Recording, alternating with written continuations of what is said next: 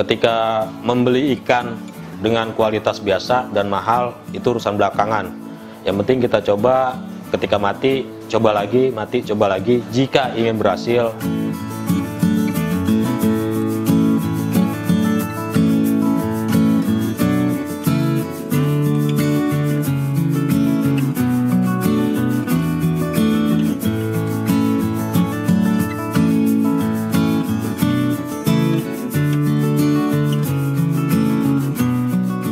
Bismillahirrahmanirrahim. Assalamualaikum warahmatullahi wabarakatuh.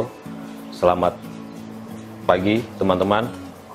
Perkenalkan, nama saya Doni, owner Don Gapi Fish Farm, beralamat di Kreo, Jalan Pemuda 2, RT 1 RW 8, nomor 80C, Tangerang Kota.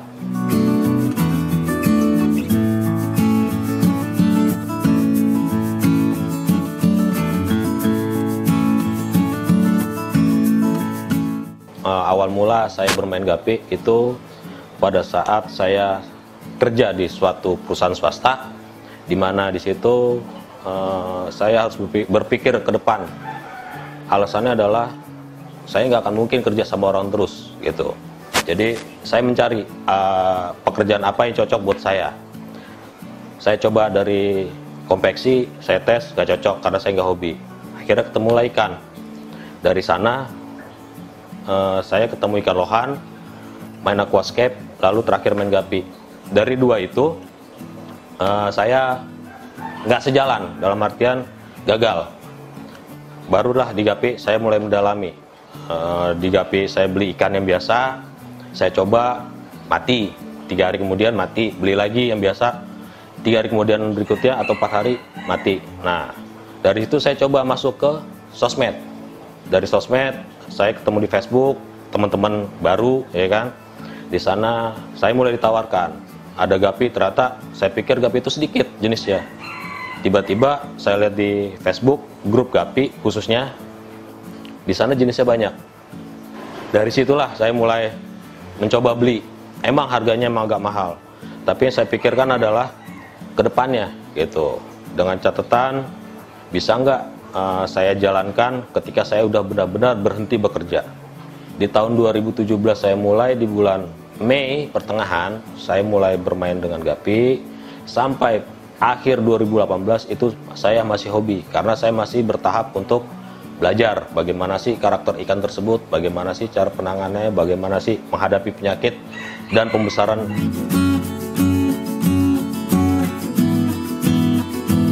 Suka duka saya di dunia gapi adalah, pertama, sukanya itu banyak teman, banyak saudara. Yang ketiga, kemudian ketika kita ada kontes, teman selalu welcome, "Mas, nginep di sini aja. Kalau enggak di tempat ini, kalau enggak tempat ini." Itu sukanya. Dukanya adalah pada saat pergantian musim sih. Itu pasti kan ada yang sakit, 1-2 pasti ada. Jadi pesan saya cuma satu, ketika kita gagal, teruslah berusaha dan mencoba. Dari situlah saya mulai mempertahankan ikan gapi sampai saat ini. Kalau masalah mudah untuk ternak gapi, menurut saya itu mudah. Karena apa? Yang kita ternak itu adalah airnya, bukan ikannya. Dengan catatan kita harus bisa merawat air, pemberian pakan juga jangan terlalu banyak, ya kan? Pergantian air, sipon dan lain-lain, itu semua tergantung dari diri kita. Kalau kita pun malas, ikan nggak akan bertahan di tempat kita.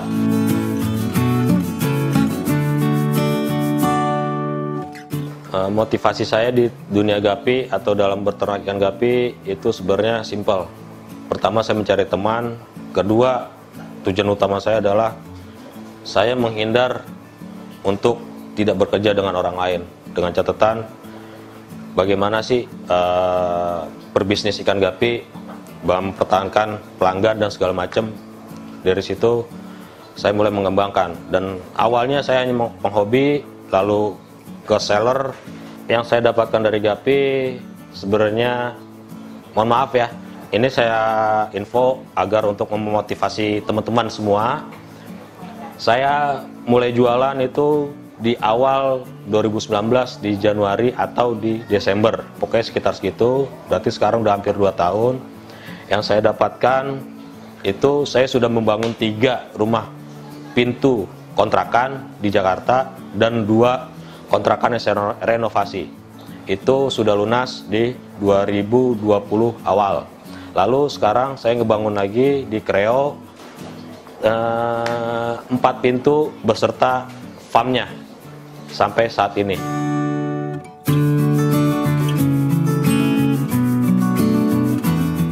Awal pertama saya main itu saya menggunakan box es krim, lalu baskom yang diameter sekitar 30 cm. Setelah saya mulai berkembang, dalam artian ikan udah mulai banyak, baru saya beli baskom yang agak besar. Fungsinya adalah untuk perkembangan dan pertumbuhan ikan tersebut. Berjalannya waktu, saya mulai mengupgrade farm saya dari baskom, bak, kemudian saya coba pakai styrofoam. Setelah styrofoam, saya coba membangun kolam. Setelah kolam, baru saya mencari rak dan akuarium. Dan kemudian saya mencoba dari segi sistemnya. Aeratornya bagaimana. Untuk saat ini saya menggunakan aerator Presun LP40. Lalu di situ saya menggunakan filter. Filter yang saya gunakan adalah media toples, biofoam, lalu batu pancawarna. Dari situ saya buat, dan alhamdulillah berjalan sampai sekarang.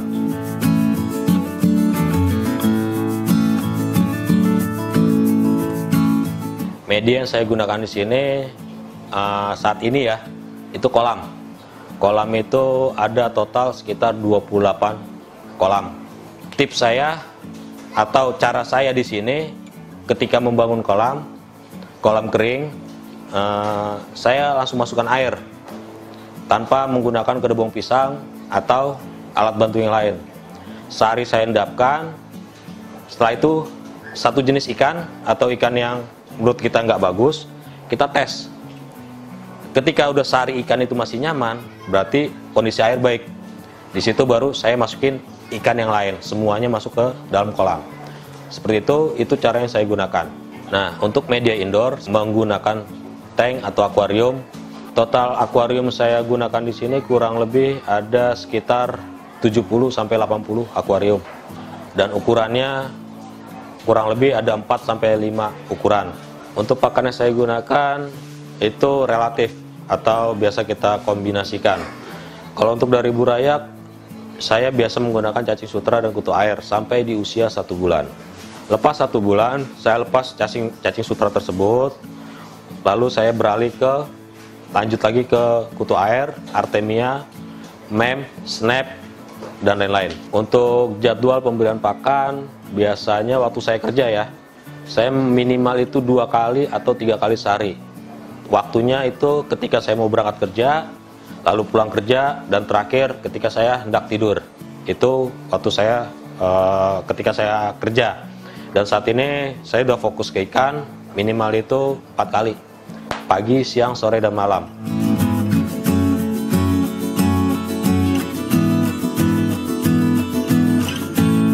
Untuk jenisnya di sini kisaran kurang lebih 20 sampai 40 jenis. Nah, salah satunya ada di solid, itu alhamdulillah komplit seperti Black Moscow, AFR, dan AFP.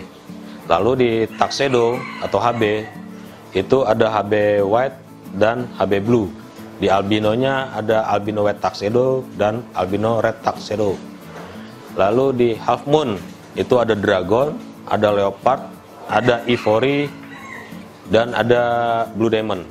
Nah, untuk jenis yang saya andalkan di sini adalah salah satunya itu platinum red tail, big air atau dumbo ear.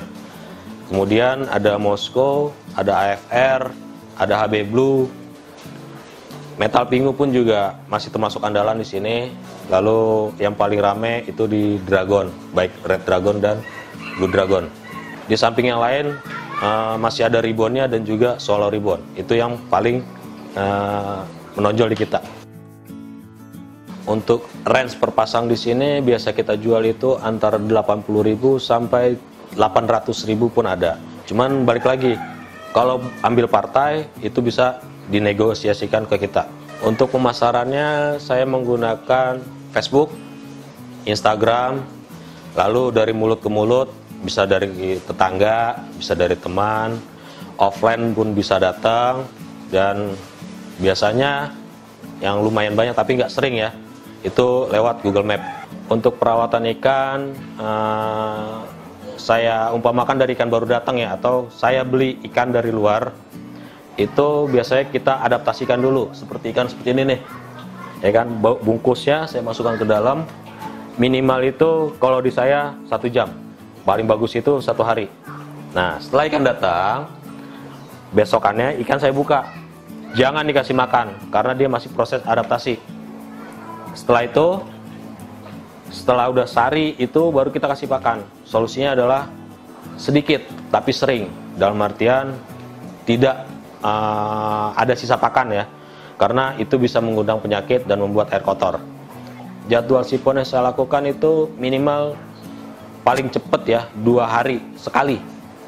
Itu 5-10% dari baris segini, sekitar segini.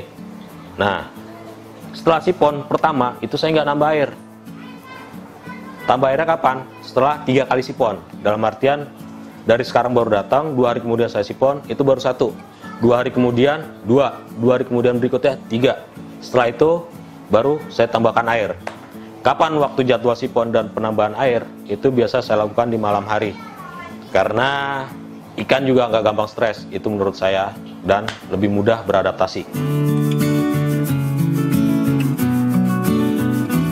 Kendala berikutnya itu ada di penyakit. Nah, bagaimana kita terhindar dari penyakit? Saran utama saya adalah mencegah lebih baik daripada mengobati. Nah, ketika ikan sudah sakit, langkah apa yang harus kita perbuat? Yang pasti sih karantina ikan. Untuk masalah obatnya, bisa mencobakan obat yang lain. Salah satunya ada akriflavin. Saya juga salah satu mencoba pakai itu. Yang paling sering adalah oksigenik. Itu juga saya sering coba dan bahkan saya rekomendasikan untuk ke teman-teman penghobi. Nah, penyakitnya biasanya ada finroot, itu ada ekor terbakar di bagian belakang, di bagian ujung ekor. Lalu ada gedek. Nah, gedek itu berenangnya berbeda dengan seperti biasanya. Lalu penyakit yang lain adalah bakteri internal, itu perutnya menipis. Kalau bakteri internal sampai saat ini saya belum bisa mengobati, itu udah pasti saya buang. Atau saya masukkan ke kolam yang khusus ikan-ikan campuran. Itu biasanya wet spot. Wet spot itu ada yang bintik atau jamur yang di badan. Tapi yang paling parah itu adalah bintik. Kalau jamur masih gampang kita mengobati. Kalau udah bintik jamur di badan, itu kita butuh proses paling nggak sehari sampai 3 hari. Caranya dengan memberikan garam ikan dan air hangat, lalu ditambahkan akriflavin sedikit, setetes atau 2 tetes di media karantina. Harapan saya ke depannya di dunia gapi adalah sebenarnya ingin semua orang tahu bahwa gapi itu bagus, bukan gapi itu ikan got segala macam. Nah, saya cuma berharap teman-teman semua paham dengan gapi, tahu itu gapi apa. Nah, dari situ kita bangun komunitas, persaudaraan kita bagaimana. Satu lagi, kalau bisa kita menjunjung tinggi dunia pergapian. Tips dari saya untuk teman-teman yang baru mulai, yang pertama adalah coba terus, jangan menyerah. Ketika membeli ikan dengan kualitas biasa dan mahal, itu urusan belakangan. Yang penting kita coba, ketika mati, coba lagi, mati, coba lagi, jika ingin berhasil. Dan terutama adalah diri kita sendiri. Bagaimana kita memanage untuk maintenance ikan gapi itu sendiri, dari water change, sipon, pemberian pakan, dan pemisahan kualitas ikan itu sendiri. Untuk pemesanan, kita bisa menggunakan telepon di nomor telepon 0896 3552 7290, bisa by WhatsApp, bisa Facebook di Don Gapi, atau Instagram di don.gapi. Yang untuk area Tangerang dan Jakarta bisa langsung cek di Google Map Don Gapi. Terima kasih buat teman-teman yang sudah menonton video ini. Jangan lupa subscribe, like, komen, dan share. Sekali lagi, tanpa kalian channel ini tidak akan berkembang. tolong support dan bantuannya. Untuk teman-teman penghobi, tetap semangat, tetap berjuang, dan jangan menyerah. Terima kasih. Assalamualaikum warahmatullahi wabarakatuh.